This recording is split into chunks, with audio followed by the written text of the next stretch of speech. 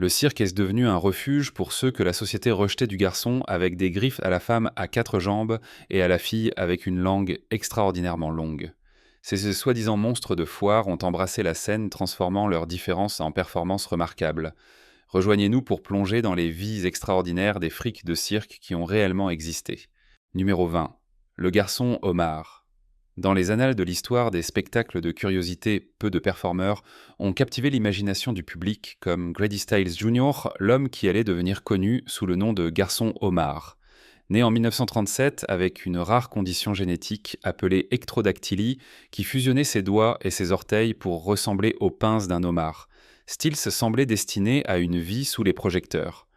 Le père de Stills lui-même, né avec la même condition, avait déjà ouvert la voie travaillant dans le circuit des carnavals comme attraction de foire.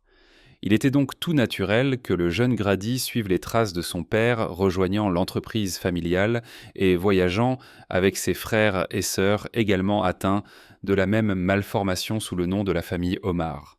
Les spectateurs s'émerveillaient de leur apparence inhabituelle et de leur capacité à manipuler des objets avec leurs mains en forme de pince, mais peu savaient l'obscurité qui se cachait derrière le rideau.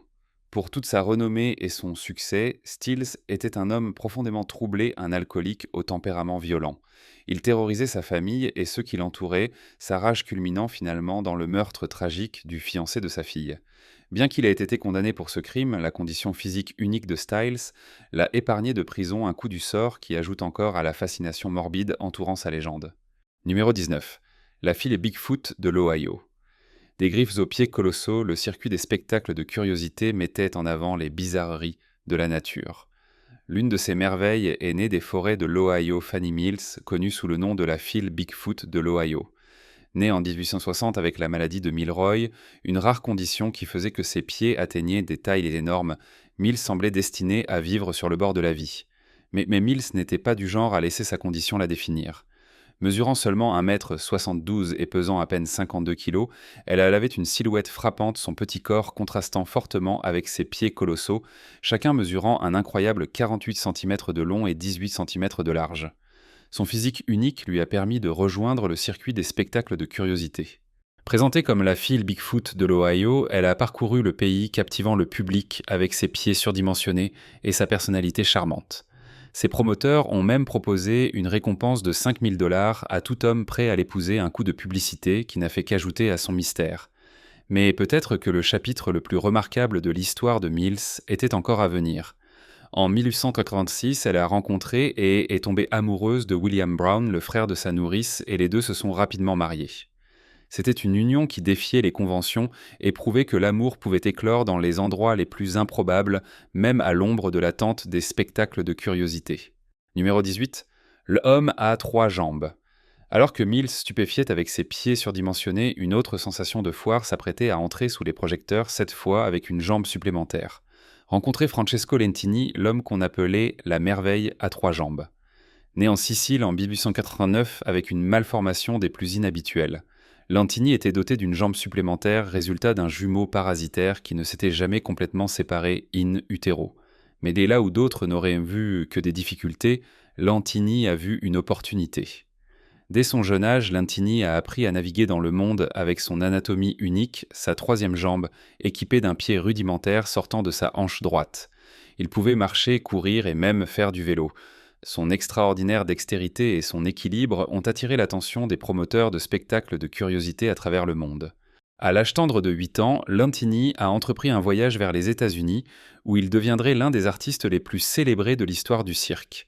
Présenté comme le grand Lentini, il a émerveillé les foules avec ses incroyables exploits bottant des ballons de football, sautant des haies et dansant avec une agilité qui démentait son physique inhabituel. Mais l'histoire de Lentini n'était pas seulement celle du spectacle et du showmanship. Derrière le rideau, il était un homme de substance, un mari et un père, qui a défié les probabilités pour mener une vie de but et de dignité. Il est devenu citoyen américain naturalisé, s'est marié et a eu 4 enfants en bonne santé, utilisant ses gains pour acheter une ferme pour sa famille en Italie. Numéro 17. Le torse humain. Danser sur 3 jambes captivait le public, mais la véritable merveille venait d'un artiste sans membre du tout. Entrer dans le monde extraordinaire du prince Randian, où l'impossible est devenu réalité. Je regardais à peine du coin de l'œil et j'ai vu Madame Tétra, une dame qui nous observait. Née en Guyane britannique en 1874 avec une condition connue sous le nom de syndrome de Tétra-Amélie-Randien, est venue au monde sans bras ni jambes, un miracle vivant dont l'existence même semblait défier les lois de la nature. Mais là où d'autres n'auraient vu que des limitations, Randien a vu des possibilités. Dès son jeune âge, il a commencé à perfectionner ses compétences, apprenant à écrire, peindre et même se raser, n'utilisant que sa bouche. Sa dextérité et sa détermination ont rapidement attiré l'œil du grand showman P.T. Barnum, qui savait reconnaître une étoile quand il en voyait une. Sous la tutelle de Barnum, Randian est devenu une sensation réalisant des exploits qui laissaient le public ébahi d'incrédulité. Laissez-moi vous dire quelque chose que chaque instant passé avec ce cirque, il pouvait rouler des cigarettes avec ses lèvres les allumer avec une allumette et les fumer avec une grâce désinvolte qui démentait la difficulté de la tâche. Son esprit vif et sa personnalité engageante lui ont valu l'affection de tous ceux qui le rencontraient, et il est rapidement devenu l'un des artistes les plus recherchés du secteur. Mais la vie de Randian n'était pas uniquement définie par son temps sous les projecteurs. Il était marié et père épousant sa bien-aimée, la princesse Sarah, Sarah, avec qui il a élevé 5 enfants. Une intelligence aiguë brûlait dans son cadre extraordinaire, il était également un linguiste talentueux et parlait couramment 4 langues. Préparez votre numéro pour demain soir, nous avons quelque chose de nouveau. Je peux tout faire avec ça, mon frère. Numéro 16, Lionel l'homme au visage de lion. Si Randien prouvait que les limitations ne sont que des illusions, le phénomène suivant brouillait la frontière entre l'homme et la bête. Des confins de l'Empire russe est venu un enfant dont l'apparence fascinerait et choquerait le monde. Son nom était Stéphane Bobrovsky, et tout son corps, de la tête aux pieds, était couvert d'une épaisse crinière de poils, elle semblable à celle d'un lion. Né en 1891 avec une condition appelée hypertrichose, l'apparence inhabituelle de Bobrovsky était le sujet de légendes. Certains affirmaient que sa mère avait été effrayée par un lion pendant sa grossesse, tandis que d'autres murmuraient qu'il était le produit d'une mystérieuse malédiction. Quoi qu'il en soit, une chose était certaine, Bobrovsky était destiné à une vie sous les projecteurs. Présenté comme Lionel l'homme au visage de lion, il est devenu une star du cirque Barnum et Bailey. Son comportement doux et son intelligence remarquable lui ont valu l'affection du public à travers le monde. Malgré les défis auxquels il était confronté, Bobrovsky refusait d'être défini par son apparence. Il était un linguiste talentueux, un athlète accompli et un mari et père dévoué. Numéro 15. La file et chameau. Alors que la Russie offrait au monde un lion humain, le sol américain nourrissait sa propre merveille botanique. Dans les collines ondulées du Tennessee, une enfant est née en 1870 qui allait capturer l'imagination d'une nation. Elle s'appelait Ella Harper et dès qu'elle a tiré son premier souffle, il était clair qu'elle n'était pas une fille ordinaire. Harper est née avec une rare condition orthopédique, une malformation qui allait définir sa vie et son héritage. Le genou récurvatum congénital l'appelaient les médecins, un coup du sort qui faisait que les genoux de Harper se pliaient vers l'arrière, donnant à ses jambes une ressemblance troublante avec celle d'un chameau. C'était une condition qui aurait pu condamner un esprit moins fort à une vie d'isolement et de désespoir, mais Harper était faite d'une étoffe plus robuste. Dès son jeune âge, elle a appris à embrasser sa physiologie unique, marchant sur ses mains et ses pieds avec une grâce et une agilité qui étonnaient tous ceux qui l'observaient. Sa démarche inhabituelle lui a rapidement valu le surnom de Phil Chameau, un nom qui la suivrait sur la scène de la tente des spectacles de curiosité. À seulement 16 ans, Harper a rejoint le cirque de Bud H. Harris Nickel Plate où elle est devenue une sensation instantanée. Les foules s'émerveillaient devant la vue de la plus merveilleuse anomalie de la nature. Alors qu'elle défilait autour du chapiteau sur ses mains et ses pieds, ses jambes de chameau se courbaient sous elle. Mais le temps de Harper sous les projecteurs devait être bref, car elle avait des rêves qui dépassaient les limites du spectacle de curiosité. Après une seule saison avec le cirque, Harper a pris la décision audacieuse de laisser derrière elle le monde du spectacle de curiosité. Avec ses économies durement gagnées en main, elle s'est lancée dans la poursuite d'une éducation et a construit une vie selon ses propres termes. Numéro 14. Général Tom Pouce. Alors que la condition d'Ella Harper atteignait des sommets, un autre artiste captivait le public en se tenant debout, mais en miniature. Dans un monde qui équivaut souvent la taille à l'importance, Charles Sherwood Stratton se tenait comme un titan de personnalité et de persévérance. Né dans le Connecticut en 1838 avec une forme rare de nanisme, Stratton a cessé de grandir à seulement 63 cm, mais sa stature diminuée cachait l'énorme impact qu'il allait avoir sur le monde. Découvert par le légendaire showman P.T. Barnum Stratton, est devenu une sensation sous le nom de scène de général Tom Pouce. Son esprit, son charme et sa présence indéniable sur scène en ont fait une figure bien aimée à travers le monde. Il a performé pour des rois et des présidents, sa renommée et sa fortune grandissant chaque année. Mais Stratton était plus qu'une simple curiosité de foire. C'était un homme d'affaires avisé s'associant à Barnum pour construire un empire du divertissement qui perdurerait pendant des générations. Et quand il est tombé amoureux de la performeuse Lavinia Warren, leur mariage est devenu l'événement social de la saison, une célébration du pouvoir de l'amour à transcender toutes les frontières. Numéro 13. Le squelette vivant. Alors que Stratton prouvait que la grandeur se présente sous toutes les tailles, un autre artiste démontrait que parfois moins est vraiment plus. Dans les annales de l'histoire médicale, il y a peu de cas aussi perplexes que celui d'Isaac W. Sprague, l'homme qui allait devenir connu sous le nom de squelette vivant. Né dans le Massachusetts en 1841, Sprague était, selon tous les contes, un enfant en bonne santé et robuste, sans aucun indice de la étrange affection qui allait bientôt le frapper. Mais alors qu'il entrait dans son adolescence, quelque chose a commencé à changer. Malgré un appétit toujours aussi bon, le corps de Sprague a commencé à dépérir, son cadre autrefois sain devenant maigre et squelettique sous les yeux de ses médecins perplexes. C'était un mystère qui allait laisser la communauté médicale perplexe pendant des décennies. Alors que la condition de Sprague s'aggravait, son poids a chuté à un incroyable 19 kg, son corps n'étant guère plus qu'une collection d'os et de tendons. C'était une vue qui horrifiait et fascinait le public, et bientôt le jeune homme s'est retrouvé objet de curiosité morbide. Rencontrer P.T. Barnum, le légendaire showman et impresario, qui a vu en Sprague une opportunité trop belle pour être manquée. Sous l'aile de Barnum, le squelette vivant est devenu une sensation, son corps émacié et son incroyable résilience suscitant des soupirs d'étonnement dans tout le pays. Mais Sprague était plus qu'une simple attraction de foire. C'était un homme d'un rare courage et d'une détermination qui a refusé de laisser sa condition le définir. Malgré le poids de son affection sur son corps, il s'est marié 2 fois, a eu 3 enfants, et a même survécu au grand Barnum lui-même. Numéro 12. Priscilla Lauter. Laissant derrière nous l'homme qui ne pouvait pas prendre de poids, nous rencontrons une femme dont la condition unique pesait lourdement sur les normes sociales. Des forêts luxuriantes de Porto Rico émerge l'histoire de Priscilla Lauter, une femme dont l'existence même brouillait les frontières entre l'humain et la bête. Né en 1911 avec une condition connue sous le nom d'hypertrichose, le corps de Lauter était couvert de la tête aux pieds d'un épais manteau de poils lui valant le surnom de fil singe. Mais l'histoire de Lauter n'était pas celle de l'isolement et du désespoir. À l'âge tendre de 3 ans, son père l'a amenée à New York, espérant trouver des réponses à la condition inhabituelle de sa fille. Il ne savait pas que sa quête de connaissances médicales conduirait Lauter sur le chemin de la célébrité dans les spectacles de curiosité. Entrer dans la vie de Karl Lauter, un showman bienveillant qui voyait en Priscilla non pas un monstre à observer, mais une enfant ayant besoin d'amour et de protection. Sous sa direction, Lauter a fleuri son visage poilu et son sourire timide captivant le public à travers le pays. Puis est venu l'amour sous la forme d'Emmett Bajano, l'homme à la peau de crocodile. En eux, ces 2 merveilles, des spectacles de curiosité, ont trouvé un esprit semblable. Leur romance a fleuri, défiant les normes sociales et montrant le pouvoir extraordinaire de l'amour à transcender le superficiel et à toucher l'âme. Numéro 11. La file laineuse du Minnesota. Alors que la file singe captivait avec ses cheveux sombres, un phénomène blond s'apprêtait à prendre le devant de la scène. Rencontrer Alice Doherty, la fille dont l'existence même défiait les lois de la nature. Née en 1887 au cœur de Minneapolis, Doherty est entré dans ce monde avec une condition qui allait définir sa vie et son héritage, l'hypertrichose lanugineuse.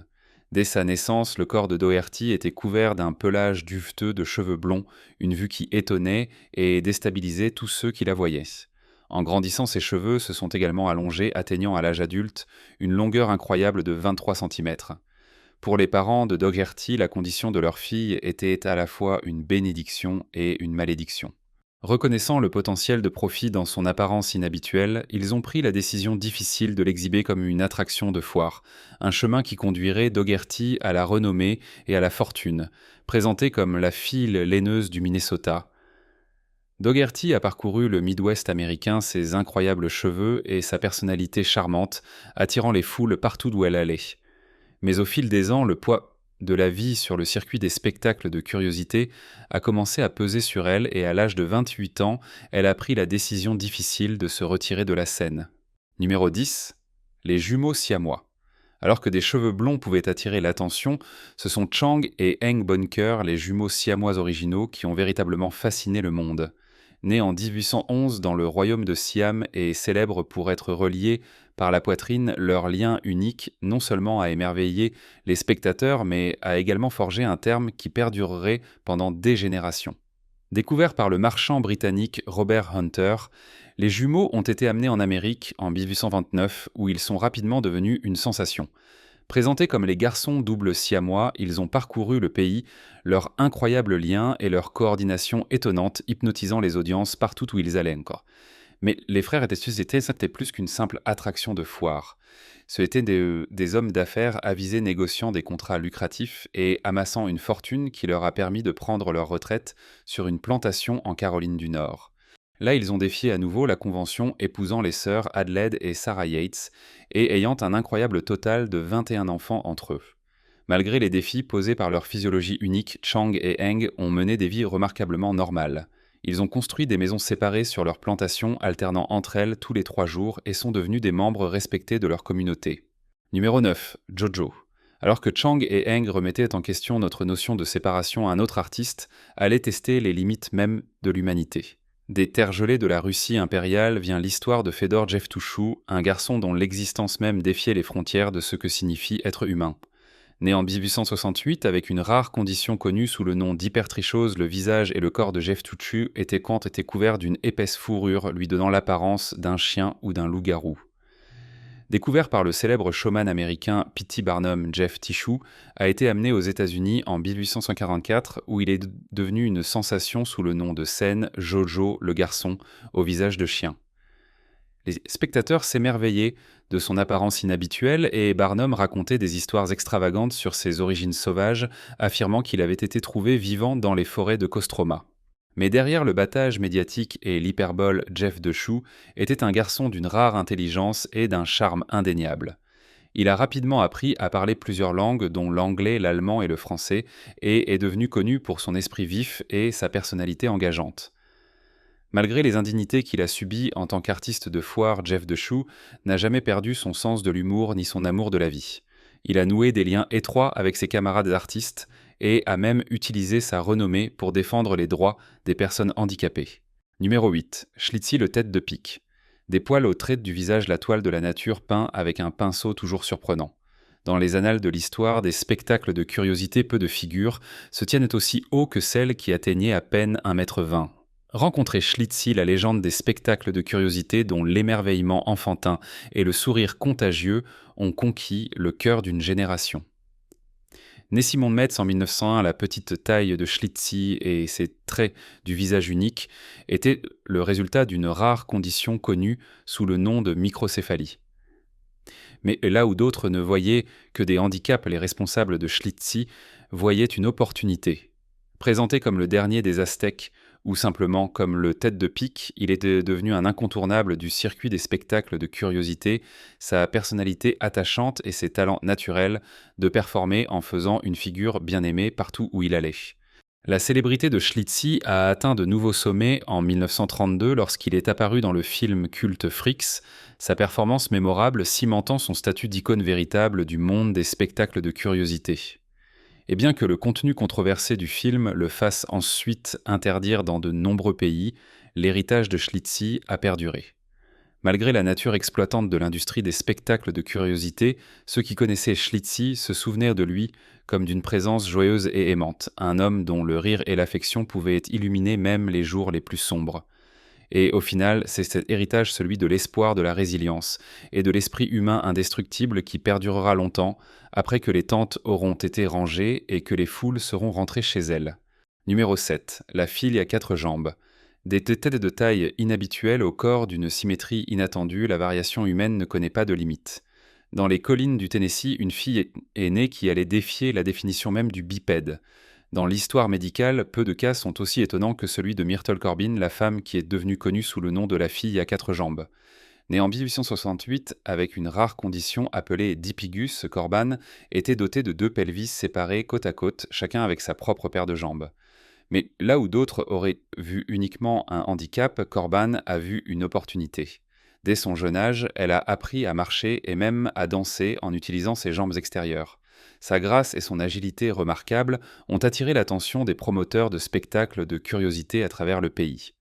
À seulement 13 ans, Corbin a rejoint le cirque Barnum où elle est devenue une sensation instantanée. Les spectateurs s'émerveillaient de sa capacité à bouger ses quatre jambes indépendamment et des médecins venaient de loin pour étudier son anatomie unique. Pourtant, la vie de Corban n'était pas uniquement définie par son temps sous les projecteurs. Elle est tombée amoureuse et a épousé James Clinton Bicknell, un homme qui voyait au-delà de ses différences physiques pour découvrir la femme en elle. Ensemble, ils ont eu 4 enfants illustrant l'incroyable résilience du corps et de l'esprit humain. Numéro 6. L'acrobate sans jambes. Voler la vedette avec 4 jambes est remarquable, mais commander la scène sans aucune jambe est un exploit qui défie la croyance. Eli Bowen, un homme qui a redéfini les limites du corps humain, a fait exactement cela. Né en 1844 avec une phocomélie, une rare condition où ses pieds étaient directement attachés à son pelvis, Bowen a défié les lois de la gravité et réécrit ce qui était possible. Là où d'autres ne voyaient que des limitations, Bowen voyait un défi à relever. Dès son jeune âge, il a commencé à entraîner son haut du corps, développant une force et une agilité qui feraient de lui une légende de son temps. À seulement 13 ans, Bowen a rejoint le circuit des spectacles de curiosité, se présentant comme l'acrobate sans jambes. Il a stupéfié le public avec ses incroyables exploits de force, se tenant sur ses mains et naviguant dans le monde avec une grâce qui démentait son anatomie inhabituelle. À mesure que sa renommée grandissait, son répertoire s'est également élargi. Il a appris à monter à cheval, à réaliser des routines acrobatiques complexes et même à marcher sur un fil, ses bras servant de seul moyen d'équilibre et de soutien. Mais Bowen était plus qu'une simple merveille de foire. Il était mari et père, un homme qui refusait de laisser ses différences physiques le définir. Et bien que le monde ait pu le dévisager en raison de sa forme inhabituelle, ceux qui le connaissaient ne voyaient qu'un homme d'un rare courage et d'une détermination, un véritable héros américain. Numéro 5. La merveille sans bras. Alors que certains défiaient la gravité sans jambes, une autre remettait en question la convention sans bras. Entrée dans le monde de Francis O'Connor où la limitation est devenue inspiration. Né sans bras. O'Connor a refusé de laisser ses différences physiques la définir. Au lieu de cela, elle a perfectionné ses compétences et aiguisé son esprit, devenant l'une des performeuses les plus remarquables de sa génération. Dès son jeune âge, O'Connor a commencé à s'entraîner à utiliser ses pieds comme d'autres pourraient utiliser leurs mains. Elle a appris à écrire, coudre et même peindre avec une dextérité qui étonnait tous ceux qui ont été témoins. Et lorsque l'occasion s'est présentée de rejoindre le cirque Ringling Brothers, elle a sauté sur la chance de partager ses talents avec le monde. En tant que Vénus de Milo vivante, O'Connor est devenue une sensation, son incroyable grâce et son élégance captivant le public partout où elle allait. Elle pouvait enfiler une aiguille, verser une tasse de thé et même tirer avec un fusil, tout cela en utilisant uniquement ses pieds. Mais l'héritage d'O'Connor s'étend bien au-delà de son temps, sous les projecteurs. C'était une femme d'une rare intelligence et d'esprit, une conversation talentueuse qui pouvait tenir tête à quiconque. Et bien que le monde ait pu s'émerveiller de ses capacités physiques, ceux qui la connaissaient ne voyaient qu'une femme d'un rare courage et d'une détermination, une véritable icône de l'esprit humain. Numéro 4. L'homme-éléphant. Alors que certains surmontaient l'absence de membres, un autre luttait avec l'excès. Joseph Merrick, né en 1862 dans le Londres victorien, vivait dans un corps qui devenait sa prison. Une rare condition appelée syndrome de Proteus causait de graves déformations physiques, transformant sa vie en une lutte incessante. Sa tête surdimensionnée, ses excroissances osseuses et son bras droit agrandi l'isolèrent de la société, le poussant aux marges de l'existence. Né avec de graves déformations physiques dues à une rare condition appelée syndrome de Proteus, la vie de Merrick était faite de luttes constantes et de difficultés. Il essayait si fort d'être cool. Sa tête surdimensionnée, ses protubérances osseuses et son bras droit agrandi le distinguèrent de la société, et il se retrouvait relégué aux marges de la vie. Désespéré de fuir, l'asile Merrick s'est tourné vers le circuit des spectacles de curiosité. Monsieur Triste, ne vous inquiétez pas pour moi, mon ami, où il est devenu connu sous le nom d'homme-éléphant.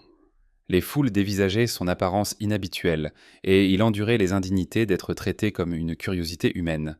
Mais l'histoire de Merrick a pris un tournant remarquable lorsqu'il a rencontré le docteur Frédéric Trévis, un jeune chirurgien qui voyait au-delà de ses déformations physiques pour découvrir l'homme intelligent et sensible qui se cachait en lui.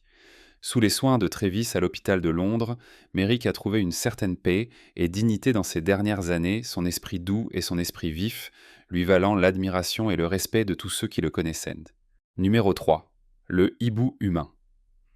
Alors que certains supportaient le poids de déformations physiques, un autre tordait la convention littéralement. Rencontrer l'artiste qui faisait tourner les têtes en tournant la sienne. L'incroyable capacité de Martin Joe Lorello à faire pivoter sa tête à 180 degrés lui a valu une place dans l'histoire des spectacles de curiosité et le surnom de hibou humain. Né Martin Emmerling en 1846 à Nuremberg en Allemagne, le talent unique de Lorello était le résultat d'une rare condition qui lui donnait une colonne vertébrale exceptionnellement flexible. La carrière de Lorello dans le monde du cirque a commencé au début des années 1900 lorsqu'il a rejoint le cirque Barnum et Bailey. Son numéro, qui consistait à tourner complètement sa tête et à réaliser diverses tâches tout en faisant face à l'arrière, a rapidement fait de lui une attraction phare. À mesure que sa renommée grandissait, sa réputation en tant que maître de son art s'est également renforcée. Il a parcouru le monde avec divers cirques et spectacles de curiosité, y compris des passages avec Ripley's Believe It or Not et le cirque Ringling Brothers, hypnotisant les audiences avec son incroyable talent et son showmanship. Mais la vie de Lorello n'était pas sans ses luttes. Il a lutté contre l'alcoolisme et a fait face à des accusations d'être un sympathisant nazi pendant la Seconde Guerre mondiale, bien que ces allégations n'aient jamais été prouvées. Malgré ces défis, il a continué à se produire bien dans ses 60 ans, sa passion pour son art et son amour du spectacle ne faiblissant jamais. Numéro 2. La Dame Barbe. À une époque où les femmes étaient censées se conformer à des normes strictes de beauté et de féminité, Annie Jones a osé être différente. Née en Virginie en 1865 avec une rare condition appelée hirsutisme, Jones avait seulement 9 mois lorsqu'elle a commencé à pousser une barbe complète, la propulsant à la célébrité en tant que héso infantile. Sous la direction du showman P.T. Barnum, Jones est devenue une sensation parcourant le pays et éblouissant les foules avec son apparence unique et son charme indéniable. En grandissant, elle a embrassé son rôle de Dame Barbe, portant des robes élégantes et des bijoux qui mettaient en valeur sa féminité, tout en subvertissant simultanément les normes de genre traditionnelles.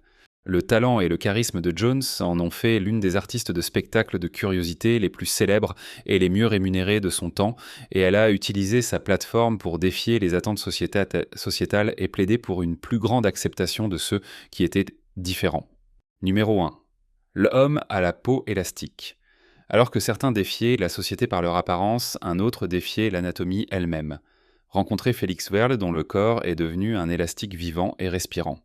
Né en Allemagne à la fin du XIXe siècle, avec une rare condition appelée syndrome d'Ehlers-Danlos. Probablement vers 8 ans, en s'amusant à l'école, j'ai demandé à un ami à côté de moi « Peux-tu faire ça ?» Le corps de Werle était une merveille de flexibilité et d'élasticité. Il pouvait étirer la peau de son ventre jusqu'à près de 46 cm, la tirant tendue comme un élastique avant de la laisser revenir à sa place. Ses joues, elles aussi, pouvaient être étendues à des longueurs incroyables, et il amusait souvent le public en nouant sa peau ou en l'utilisant pour envelopper tout son visage. Alors que la nouvelle des incroyables capacités de Werle se répandait, il a attiré l'attention du cirque Barnum et Bailey qui l'ont rapidement engagé en tant que numéro principal. Présenté comme l'homme à la peau élastique Werle a parcouru le pays, ses contorsions étonnantes et ses démonstrations bizarres de l'élasticité de sa peau. J'étais un enfant d'âge préscolaire 3 ou 4 ans, j'avais un oncle d'environ 10 ans, faisant des halètements et des applaudissements de la part des foules émerveillées. Merci d'avoir regardé et nous vous verrons dans le prochain épisode.